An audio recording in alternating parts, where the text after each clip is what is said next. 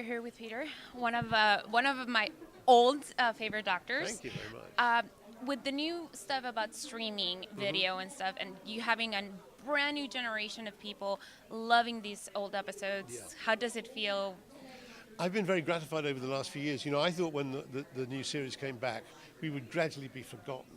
But actually, the reverse has happened. You know, you do a convention over here on an appearance, and lots of young people who will come up and will have watched, you know, your Doctor.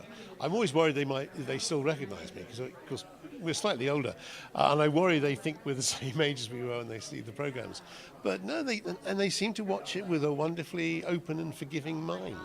You know, given that the special effects weren't exactly, top notch, but we did our best. We are in a year of regeneration for the Doctor.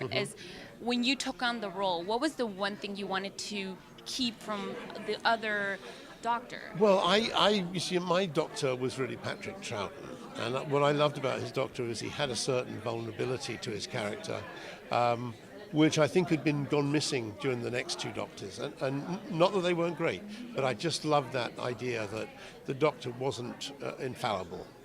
And so I wanted to bring an element of that back. And so, you know, people ask me, especially over here, was I intimidated by following Tom Baker? In fact, quite the reverse. In Britain, I was more intimidated by the first two Doctors because I hadn't really watched much of John Pertwee or Tom Baker. Not because I didn't like it, simply because I was off at college and working in the theatre.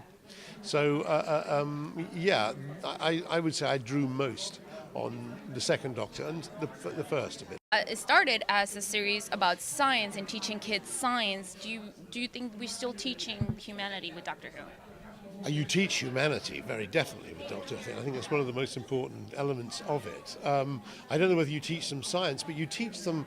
I think I've always thought it fuels the imagination. That's the brilliant thing about Doctor Who, and that's why so many people who grew up watching it then became writers, directors, actors. I just think it's something about the series excites that. And you're talking about my son-in-law, huge fan of Doctor Who when he was growing up. You know, the first two showrunners, Russell T Davies, Stephen Moffat, huge fans of Doctor Who. They were inspired by the program. So hopefully there are people watching it now who will be similarly inspired. That's great. And my last question. What is your favorite episode? Not your favorite Doctor, because there might be some fighting there. What is your favorite episode of all time of Doctor Who? All of them? All of them. Your favorite episode. I can name mine. Can I exclude mine then?